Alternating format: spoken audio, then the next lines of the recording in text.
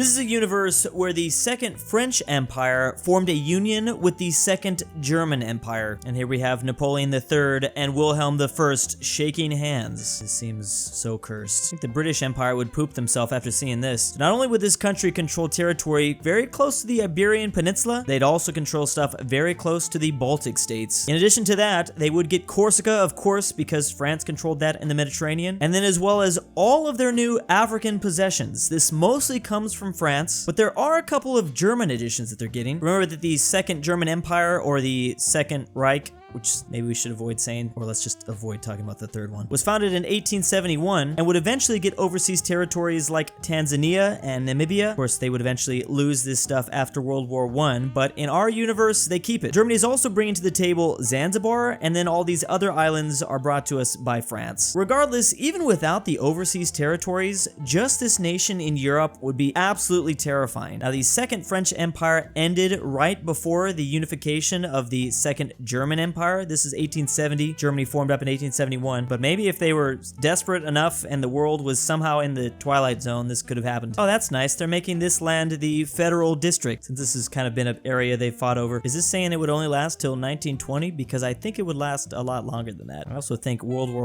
I would radically change. Would Germany, Russia, Denmark, Sweden, all of those at the time even stand a chance? We must liberate the mainland. This is a propaganda poster in a universe where Ceylon, or modern-day Sri Lanka, is actually the Republic of India. Meanwhile, India, or pretty much all of South Asia, because notice there is also a Bangladesh here and a Myanmar. So yeah, all that, or basically British Raj, has turned communist. This is basically flipping the whole China-Taiwan situation to India and Sri Lanka. Big difference here would be there is a lot less room in between the Indian Peninsula and this island, much less water. I mean, there's practically already a land bridge that connects these two areas, so that would be kind of a problem. Interestingly, though, the Republic of India has a little bit more help than the Republic of China, or Taiwan. As you can see, in our world, this little island is kind of by itself over here, not really any friends. Meanwhile, the Republic of India actually has quite a few friends. A lot more islands out here in the Indian Ocean, which maybe they're gonna need it. As I said, it would probably be a lot easier for the communist India to take this over. They kind of just get to hop over into it. Are these names not correct, though? Did the Republic of India, because this is a propaganda poster, I'm assuming this is the true name. That's why this is crossed out. They don't agree this is the real name that they think. I'm also going to assume the modern day land of Pakistan is included in this. This would be a very terrifying nation. I don't know if the US would have as easy of a time protecting this place as they do Taiwan. I mean, I think they're having a tough time with Taiwan too. India has definitely gotten Taiwan, that's for sure. The Socialist Federation of the Three Seas, or a socialist Turkey, which is expanded way out into the east, all the way to touch the Caspian Sea. I realize this is labeled as the Black Sea. We're just gonna ignore that. They've also overtaken Syria, they have unified the Cyprus island, and all the Caucasus nations have been obliterated. This is its own state, the Caucasus Republic. They've also kind of decapitated Iraq and Iran. I'm sure those two nations are not going to be happy about this. And what is going on with Arabia down here? Israel has been removed. This is just Palestine. And what is going on with this blue? This is Greece, but why does it look like Greece possibly controls Libya as well? I've got a lot of questions. There would be a whole lot of very angry people around here. Oh, Bulgaria also has a part of modern day Greece. This is definitely after the fall of the Ottoman Empire. I just don't know if the Ottomans merged into this pretty much immediately. Because Russia isn't red, I'm just going to assume they're not communists in this world. So maybe this happened relatively recently in this universe. Really like the idea of a three seas nation like this. Also love all these subdivisions that have been created for this country. Maybe this is actually a future universe that still is supposed to happen. I could see this happening in like the next 25 years. A universe referred to as the Old Colossus, or what if Britain won the American Revolution? Or in other words, the American Revolution never happened. So basically, it was crushed immediately. The 13 colonies remained under British control, and it was merged into the British-Canadian holdings, so that's why there's just this giant nation up this way called the North American Union, and they have quite a few states. They still bought Louisiana from France somehow. Another thing to note is that Spain still has all of their Latin American territory, and this is in the year 2000, so I guess colonialism never stopped. Britain still has Belize and and the Mosquito Coast. Of course, they also have Jamaica because of the Caribbean islands. If the US didn't get their independence, these small little places weren't going to either. But what I'm curious about is how did Texas not only remain independent, but get even bigger? I'm going to assume the British had to have supported an independent Texas, and then they probably supported Texas expansion to take away like power from Spain. They kind of wanted a buffer state because in a universe where Spain still had all this land, Spain was going to be a huge global power. Even if the British have this North American Union, they weren't like completely far and away the strongest nation. Love the subdivisions that this nation of Texas has. We have Colorado here in Southern California. There's still in Arizona and New Mexico, but now there's a Jackson, a Deseret, basically like a Mormon state, and Texas has been divided into 4 different areas. So the American Rebellion was crushed during an ill-fated invasion of Quebec. That's where it all went wrong. The native states that were loyal to the crown ended up getting their own territory. Oh, that's what these are labeled as. Hiawatha, Indiana, I see. They even got something way up here in Canada. Slavery was abolished in the British Empire in 1833, although the UK banned it earlier, so there would be no American Civil War since this is all British territory. I guess the Spanish still have the Philippines and then all the way down to Chile and Argentina. There was a war between the British and the Texans in 1811, although now they're cool. So the British Empire still lives way out into the year 2000, although their strongest colony is, of course, the North American Union. Oh, also, Russia still controls Alaska because they were not going to sell it to the British. Russia did not want to sell this to Canada, making the British even more powerful. That's why they sold it to us in the US. But without the US here, yeah, they probably would have just kept it. Finding all that oil later, they probably would have been like, woo, good thing we didn't sell that thing. Then we clearly still have a Danish Norway up here controlling Greenland. So there's a union, maybe Sweden's on their own, maybe Sweden still has Finland. All I know is if all these colonial powers still exist in the year 2000,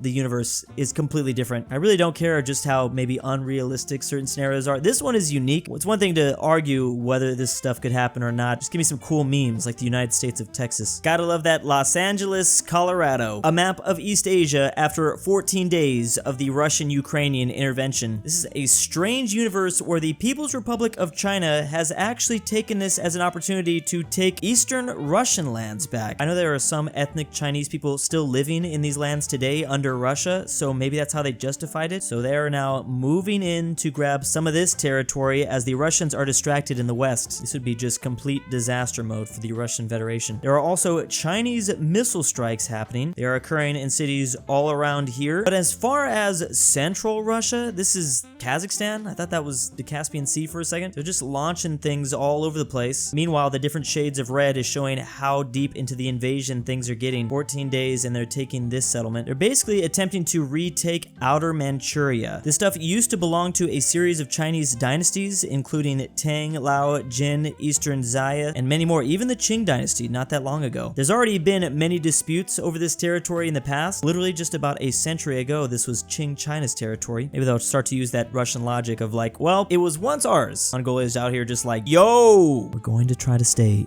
absolutely still. I really hope this wouldn't cause some sort of nuclear annihilation. A map of a universe with an empire of Lithuania, or in other words, the Great Rus. So here we have the modern Lithuanian borders, but clearly they were inspired by that old Polish-Lithuanian Commonwealth, and they just like kept going, I guess, way out into Russia. As you can see in real life, they did at one point get very large, so I guess they just decided, what if we just got even larger? This is actually an ethno-linguistic map in the year 1900. We'd have a very diverse array of people. Not only would we have the Baltic Slavs, we'd have a couple Germans out in the corner, also some Ruthenians, Russians, and Poles, some Caucasus people, Georgians, and Armenians. I mean, if they got started early enough with this empire, then I can see them maybe holding it down. This would just be a completely different Lithuania that we know and love today. I don't know if they'd like basketball quite as much. I wonder who has all of Siberia in this universe. The first Japanese republic and her sister republics in 1902. So this is the first Japanese republic. This is before WW1, or maybe in this universe, I would assume so.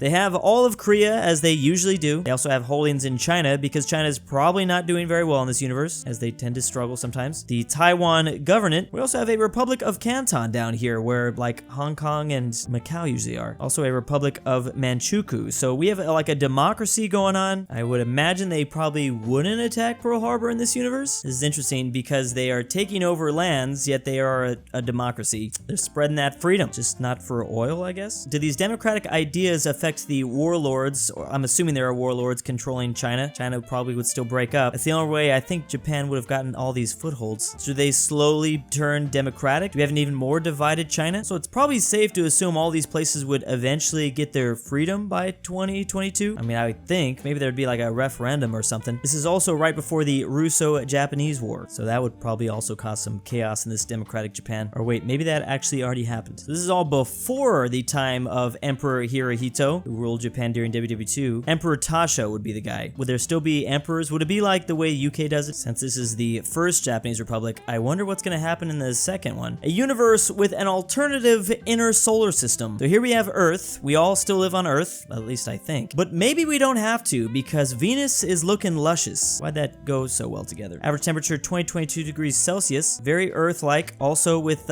these two rotating moons. Mercury, I think, is still dead. You don't want to go there. There's planet Vulcan, which is this massive planet that's even closer to the sun. Mass of 5 Earths, and you definitely don't want to be here. Seems a little toasty. As for the planets further away from Earth, we have Mars with a bit more water. Looks a little bit more livable. Minerva, which is another water planet with a nice water moon too to go with it. And then finally for another rock one, this is probably just near the asteroid belt. Bit colder because it's gonna be further away. Oh, I like how the ice caps get bigger and bigger. I see. Venus wouldn't have any ice caps. It's pretty close to the sun. This is what the solar system would look like if the humans were on easy mode, or maybe hard mode. What if there was a lot more life on all these other planets? And what if that life was intelligent? We're like, oh wait, we got Venus humans over here also trying to colonize our planet. That would be so crazy. If we could physically see like intelligent life forms on the other planets right next to us, but we still haven't gotten to each other yet, maybe could we communicate? Well, I guess we could have been communicating with those rovers on Mars. Talk about a Cold War, but then it would be in the solar system. They all had nukes, we could all destroy each other. But man, that'd be one way to unify everyone on Earth though. Everyone would just be like, man, I despise those people on Venus. Maybe we still can live in a universe like this, just with like a lot of